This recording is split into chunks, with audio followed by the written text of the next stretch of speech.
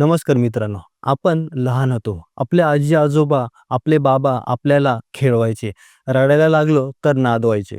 आईला काम करून देत नव्हतो, तर आई आपल्याला पिठाचा गोळा खेळायला द्यायची. जरा मोठे झालो, मैदानावर खेळायला जायचो. मैदानी खेळ खेळायचो. कुठेही कधीही धडपडायचो. थोडक्यात काय, तर आपण आपला रिकामा वेळ मैदानावर घालवायचो. पण आताची परिस्थिती मात्र बदलली आहे. आत्ताची लहान मुले त्यांचा फ्री टाईम मैदानावर खेळायच्या ऐवजी ते मोबाईलमध्ये घालवण्यात व्यस्त आहेत. पण मोबाईलच्या अतिवापराचा परिणाम त्या लहान मुलाचा बुद्धिमत्ता, आरोग्य यासोबतच त्याच्या इमोशनवरती होत आहे. याची तुम्हाला कल्पना आहे का? मोबाईल खेळण्यासारखा वाटतो, पण हळूहळू तो बालपण हिरावून घेतो. आजच्या व्हिडिओमध्ये आपण हेच पाहणार आहोत. मोबाईलच्या वाढत्या वापराचा परिणाम, त्याच्यावर उपाय आणि कशा प्रकारे आपण मुलांचा मोबाईलचा वापर कमी करू शकतो. मोबाईलच्या अतिवापरामुळे लहान मुलांच्या स्मरणशक्तीवर, झोपेवर, बुद्धीवर, स्वभावावर आणि वर्तनावर प्रतिकूल परिणाम होतो. एका स्टडीनुसार ज्या मुलाला 12 वर्ष पूर्ण होण्याआधीच स्मार्टफोन मिळतो, ते त्यांच्या आयुष्यात झोपेचे, मानसिक आरोग्याचे आणि सखोल एकाग्रतेच्या समस्यांना जास्त सामोरे जातात. सातत्याने मोबाईल स्क्रीनवर वेळ खर्च करणाऱ्या मुलांमध्ये नैराश्य, चिंता, सोशल आयसोलेशन, अट्रॅक्शन आणि इतर मेंटल इश्यूजचा धोका दिसून आला आहे. एक स्टडी सांगते, जास्त वेळ स्क्रीनवर राहणाऱ्या मुलांमध्ये आत्महत्या आणि दुःखाच्या विचारांचा धोका वाढतो. या सर्व समस्या सामान्य नाहीत. या मुलांच्या आयुष्यातलं बदलतं भविष्य आहे. सतत मोबाईल पाहिल्यामुळे मुलांना लठ्ठपणा, डोळ्यांच्या समस्या आणि हातापायांच्या समस्या म्हणजेच टेंडोनाइट्स होऊ शकतात. थोडक्यात सांगायचं एवढंच, मोबाईल हा अत्यंत चांगला सेवक आहे, पण तो अत्यंत वाईट मालक आहे. पण हे सर्व तर आता समजलं, पण आता यावर सोल्युशन काय? एकदमच बदल घडवणं तर शक्य नाही, आणि जर बदल घडवायचाच असेल तर तो बदल तुम्हाला तुमच्या स्वतःपासून करायला हवा.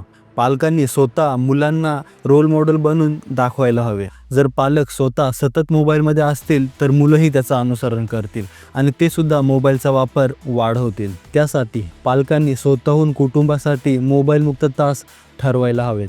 उदाहरणार्थ, संध्याकाळी 7 ते 9चा टायमिंग, आणि या टायमिंगमध्ये घरातील सर्व व्यक्तींना हा नियम अनिवार्य करा. या वेळेत मुलांचा अभ्यास घ्या, गप्पा मारा, फॅमिलीसोबत क्वालिटी टाईम स्पेंड करा, पण तो घरातल्या घरात. इवन तुम्ही स्वतः तुमच्या फावल्या वेळेत मुलांसमोर मोबाईलच्या बदल्यात पुस्तके वाचा.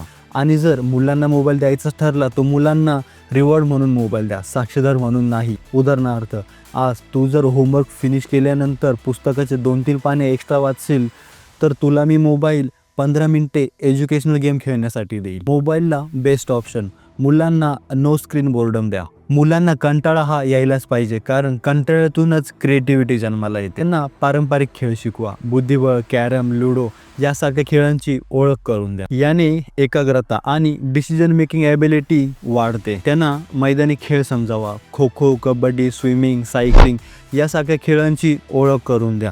या खेळांमुळे शारीरिक विकास वाढतो.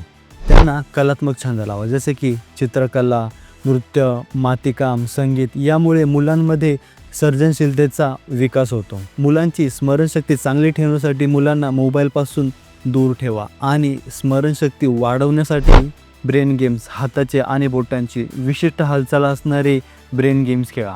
यामुळे त्यांच्या मेंदूतील न्यूरॉन्स सक्रिय होतील आणि त्यांची एकाग्रता वाढेल. सर्वात महत्त्वाचे म्हणजे मुलांच्या हातात कमी वयात स्वतःचा मोबाईल कधीही देऊ नका. देशाचे भविष्य हे सुदृढ, सुरक्षित आणि निरोगी राहायला हवं असं तुम्हाला वाटत असेल तर या व्हिडिओला जास्तीत जास्त शेअर करा, आणि तुम्ही तुमचे विचार आम्हाला कमेंट बॉक्समध्ये नक्की कळवा. धन्यवाद.